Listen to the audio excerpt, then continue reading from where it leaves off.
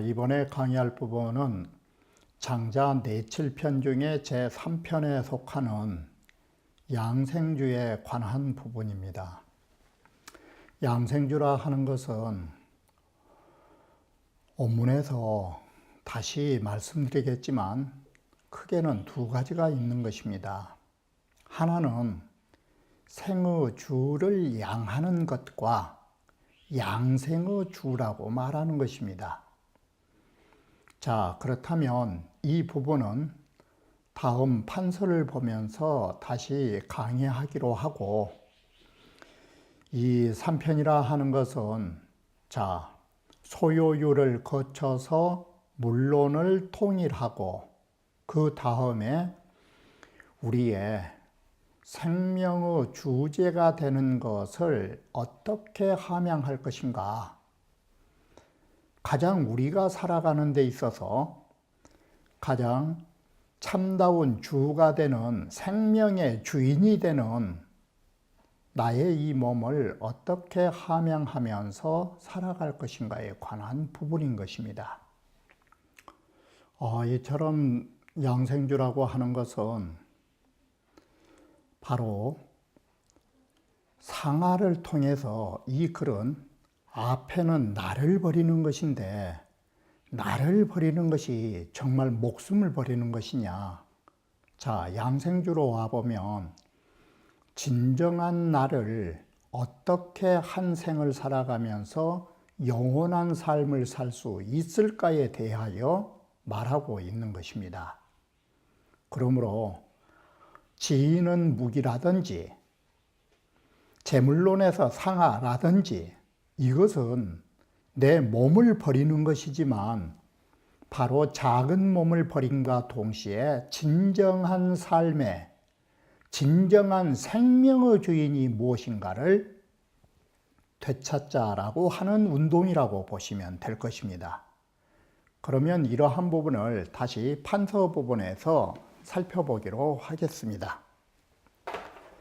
자, 양생주라 하는 거, 먼저 이 주라고 하는 것은 어떻게 보면 불가에서 말한 주인공과 같은 뜻인데, 우리는 맨 먼저 소요유에서 소요의 즐거움을 이미 언급한 바가 있고, 다음에는 재물론에서 시비가 없는 경지를 말했던 것입니다. 여기에 이르러서 도차에서는, 바로 양생주에 이르러서는 내시 주 자기 공부라, 자기 주인공에 대한 공부를 다시 한번 해보겠다라고 말한 것이 양생주가 3편이 되는 이유인 것입니다. 그러면 양생주라고 하는 이 편명에는 두 가지 해석이 있는데, 자, 양생주라는 것은 양생의 주의 뜻으로 해석할 수 있는 것입니다. 바로 우리의 생명을 함양하는 주제, 이러면은 여기에 생을 양생하는 주제라는 뜻은 다른 뜻으로 봐버리면 양생하는 종지라는 뜻이 되는 것입니다. 어떻게 하면 나의 몸을 잘 길러가는 가장 좋은 방법이 있을까? 그럴 때는 이 종지라는 주자가 되면 공부를 하는, 이 주자는 공부하는 주체로서의 말이 되는 것입니다. 다시 말하면 이것은 사람들이 공부하는 데 있어서의 방법론에 해당되는 것입니다. 양생의 가장 좋은 주가 되는 방법으로 공부를 한다라는 뜻이 되는 것입니다. 그런데 두 번째 해석은 생의 주를 양하다면 내 목숨에서 가장 주가 되는 것이 있다. 그러면 양생어주는 후천적으로 공부한 거라면 생명어주라는 것은 선천적인 것입니다. 어떤 것이 내 생명의 주인이냐 이 소리가 되는 것입니다. 그래서 내 생명의 주인을 함양해야 되겠다. 그러면 이것은 여기 주자는 뭐가 되냐면 공부의 대상이 되는 것입니다. 바로 내가 함양해야 할 것이 뭐냐? 생명의 주인이 되는, 주인공이 되는, 이 주인공이 되는 그 부분을 함양해야 되겠다라고 말합니다. 대체로 이 부분도 말이 맞지만 생명의 주가 무엇인가를 앞으로 말한 부분을 우리는 핵심으로 잡은 것입니다. 자, 양생주자는, 양생주라는 것은 뭐냐면 양생지주 하야 생명의 주인이 되는 우리 생몸에, 자, 이 생자는 우리 살아가는 몸의 주인공을 잘 함양해 가지고 능초천즉, 바로 능이 하늘을 닮게 만들어 놓으면, 그러니까 이것이, 이 주자는 뭔 뜻이 되느냐? 주인공이란 주자는 바로 마음이자 바로 정신세계, 하늘이 우리의 마음을 내려 주었고 이 마음을 가지고 하늘이 내려준 대로 하늘을 닮아가면, 즉 내 마음은 뭐가 될까? 하늘을 닮은 꼴이 된다라고 합니다. 여기에서 공부의 가장 좋은 방법은 어떻게 썼느냐? 유인회라, 소잡는 백정에 비유하면, 백정의 칼을 손상하지 않으려면 칼 놀림을 넓고 넓은 그런 빈틈 사이로 칼을 자유자재로 놀리듯이 이 세상을 살면서도 바로 조금도 우리의 마음과 정신을 손상하지 않고 살아가는 것, 즉 이 칼날 인자는 마음을 비교하고 우리의 정신을 비교하는, 다시 말하면 여기 백정에서 말하는 칼날은 생명의 주가 되는 것입니다. 우리 목숨의 주가 되는 중요한 것을 조금도 손상하지 않도록 넓고 넓은 빈 공간 속으로 칼날을 놀리고 소를 해체한다라는 것입니다. 그러면 칼날을 놀리는데 그 넓고 넓은 공간은 뭐냐? 그게 연독지 묘용이라고 한다. 참으로 독이라 하는 것은 중을 말하는 것이고 1차 해석은 중은 어떤 자리냐? 비어있는 자리다. 그러므로 쉽게 보려면 연독은 뭐냐? 중허의 자리를 따른다. 그런 묘용을 가지고 있다. 그러는데 바로 유인회에는 연독지 묘용인데, 연독지 묘용이라 하는 거, 그런 중도요 비어있는 자리를 따르는 묘용은 고 법천지 정의하라. 바로 이 중도가 있는 자리가 뭔 자리냐? 하늘천자, 하늘을 본받는 정밀한 의가 된다. 이게. 그래서 양생하는 방법은 하늘을 닮은 것이고, 하늘을 닮은 것은 뭔 글자에 있느냐? 바로 연독에 있다.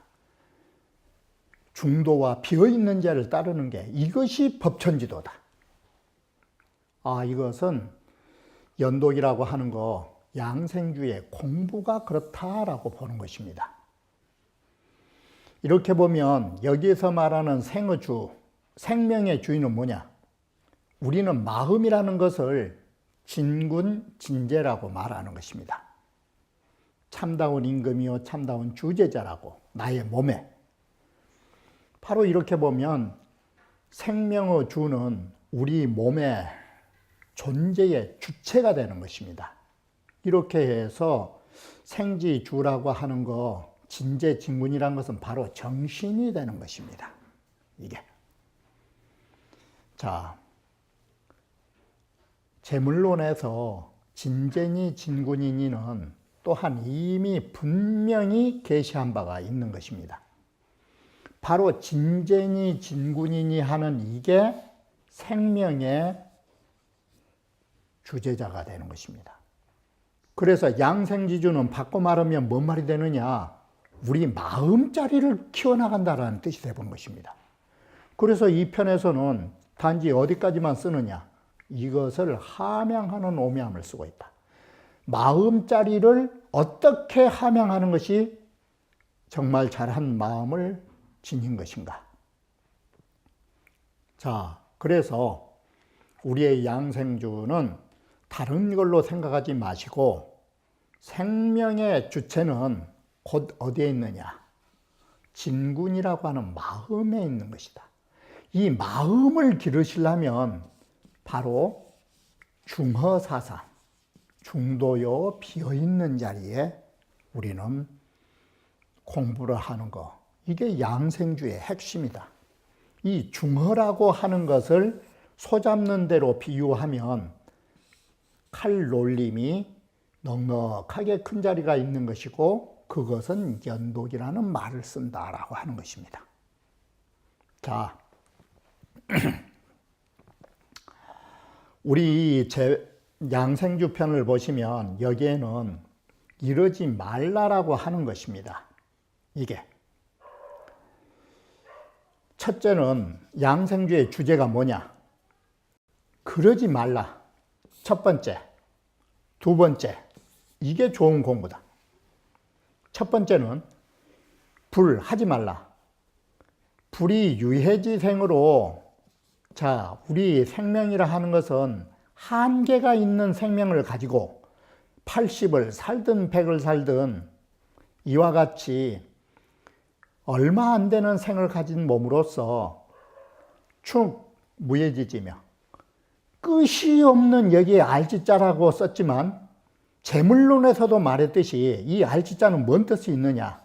편견. 이런 편견의 망상을 가지고 있는 것. 끝없는 편견과 끝없는 망상을 따르지 말라. 이게 첫 번째. 두 번째, 여연독으로 이경이라는 이 이는 바로 중자 뜻, 독자는 이 중도를 따른다라고 하는 그것으로 법을 삼는다 라고 하는 두 가지 뜻.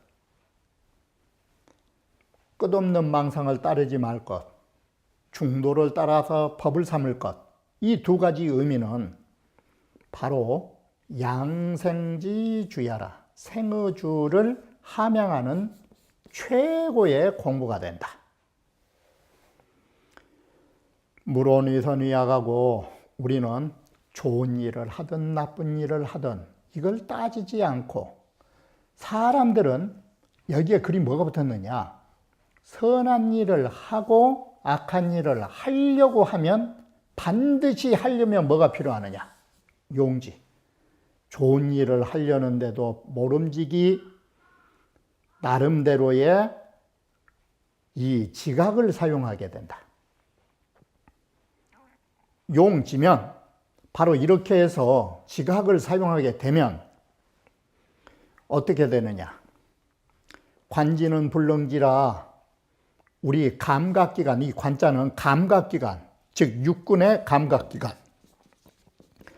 안이비설신이의 이런 감각의 지각으로 모든 것을 멈추지 않기 때문에 끊임없이 보려 하고 끊임없이 들으려 하고 이러한 감각을 사용하게 된다. 그래서 부지면 이런 감각으로 보는, 마음으로 보는 게 아니라 이 관지라는 말은 뭐의 반대냐? 마음자리에서 보지 않는다라는 것입니다. 마음자리에서 보지 않고 감각을 통해서, 육군, 육진을 통해서 이걸 멈추지 않으면 바로 뭐가 되느냐? 조기 령심이란신이요.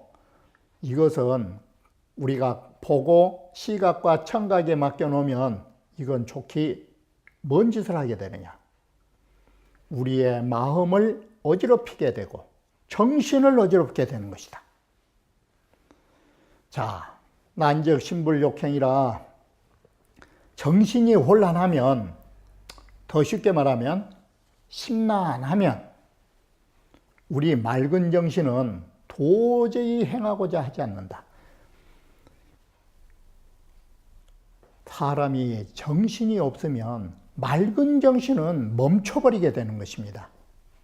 그러면 맑은 정신이 멈춰버리면 여기에는 뭐가 되느냐? 중도를 따라서 법을 삼을 수 없는 결과를 가져오게 되는 것이다. 이래서 사람은 그 지각에 따라서 행동하지 말고 마음자리로 보라고 말한 것입니다. 그러면 생애구조, 바꿔 말하면 우리 몸이라고 하는 것이 어떤 생명체로서의 이 몸이 구조되어 있는가? 자, 우리의 몸을 보면 선천적으로 우리의 몸을 타고나셨고 우리 몸속에는 정신이 있고 그리고 모든 산물을 느낄 수 있는 지각 능력이라는 세 가지가 있다.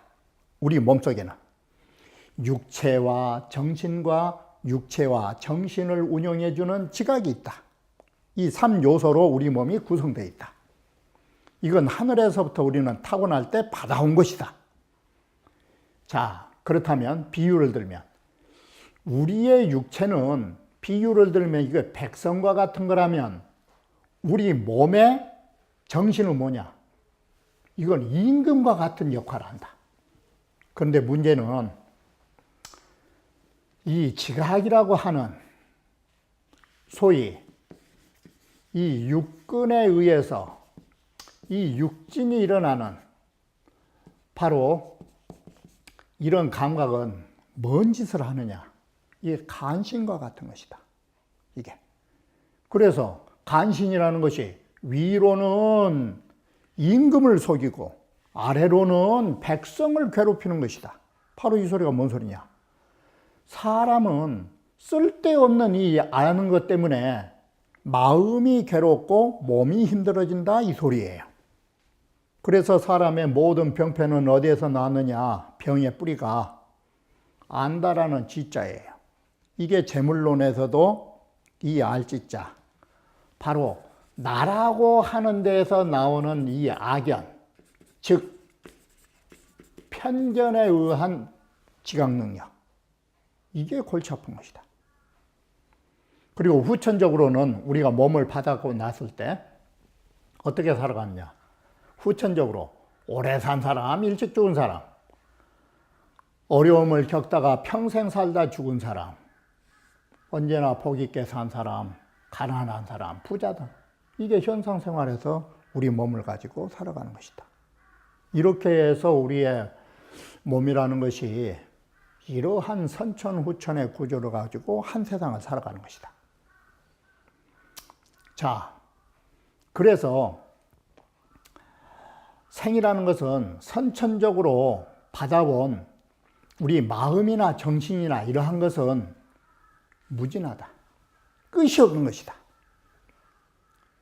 이게 도의 전체의 하늘이다.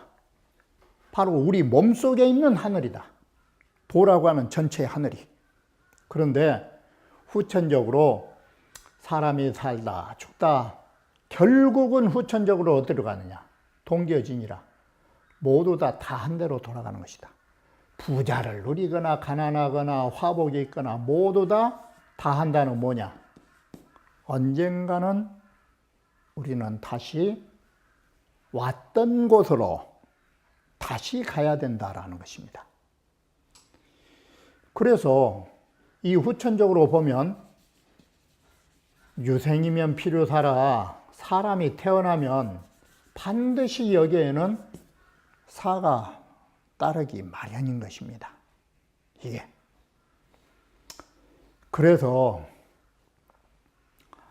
이 세상에 나온 사람들은 아무리 지혜로운 자이든 성인이든 어리석은 자이든 다 이게 가는 것이 이게 일정한 것이다. 이게.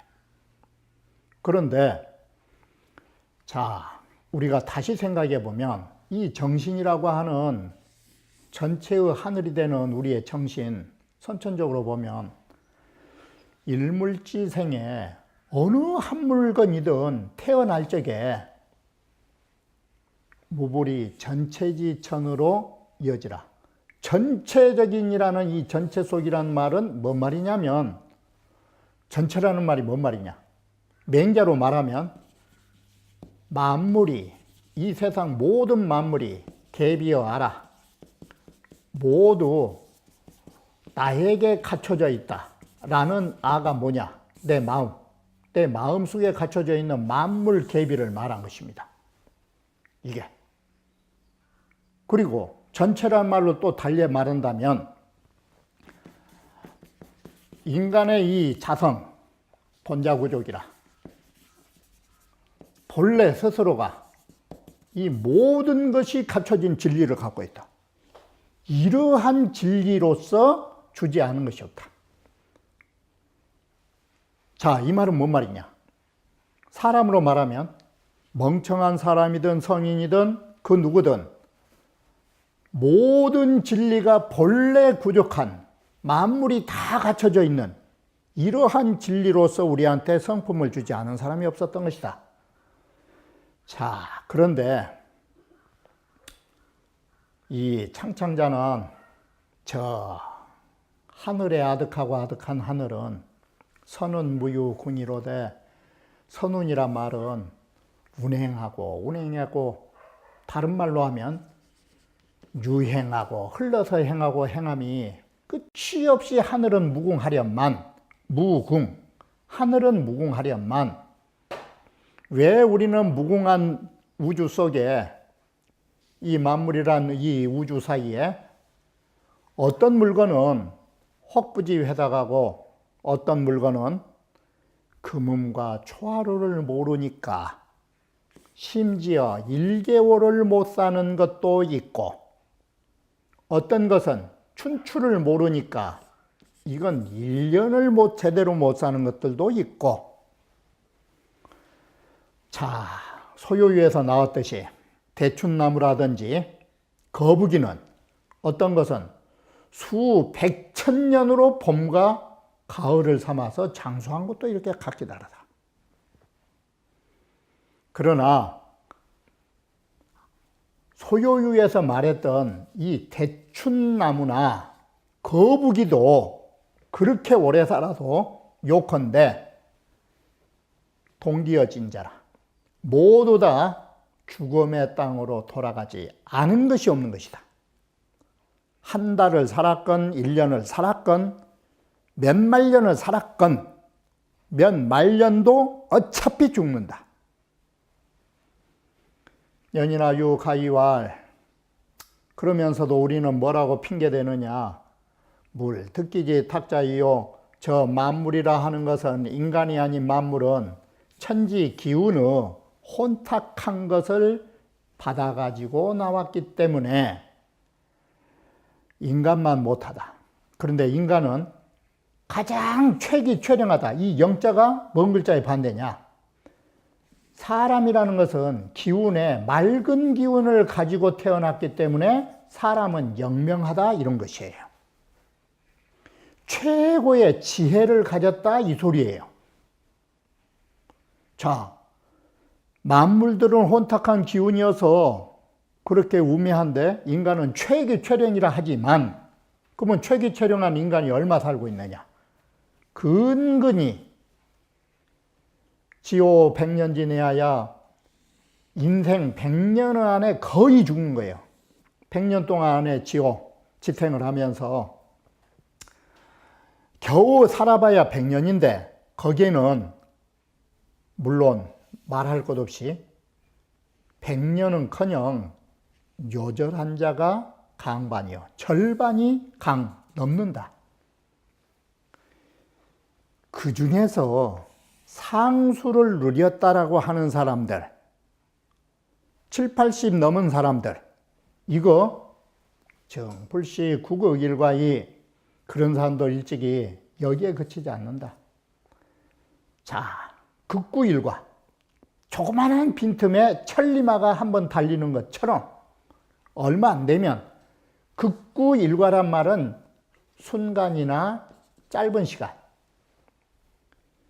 7, 80년 살아봐야 천리마가 빈틈 지나는 것처럼 얼마 안 되는 찰나뿐이 안 되는 것이다.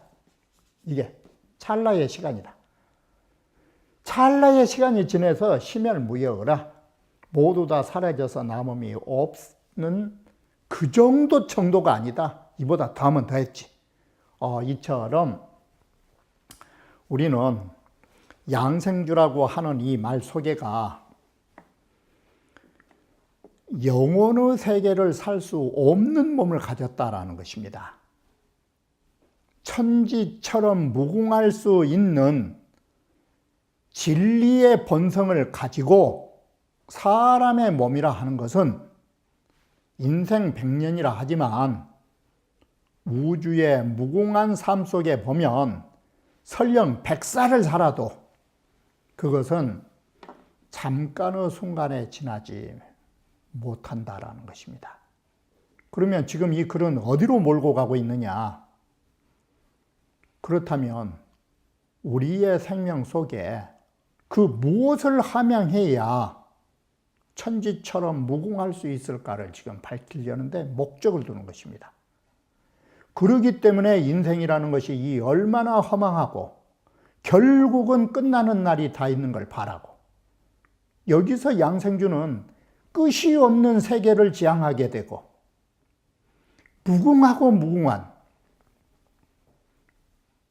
육신이 가지는 허망함보다는 영원히 죽지 않는, 소위 말하는 영생할 수 있는 길이 그 어디에 있는가를 말하고자 여기에서 말하고 있는 것은 현상의 몸이 얼마나 허망한 것인가를 역으로 말해주고 있는 것입니다. 허망한 몸 속에서 우리는 영생을 되찾기 위해서 어떤 공부를 해야 할 것인가, 그리고 어떻게 살아가야 할 것인가, 이것이 바로 양생주의 주된 뜻으로, 영생을 얻기 위해서는 살아갈 적에 정신과 생명의 주가 되는 칼날과 같은 우리의 정신을 손상해서는 안 되는 것이고, 손상하지 않은 정신으로 하늘처럼 우주처럼 무궁한 삶을 살고자 말하는 것이 양생주의 시작이요 끝이라 할 것입니다. 그러면 다음 강좌에서 다시 보완하고자 합니다. 오.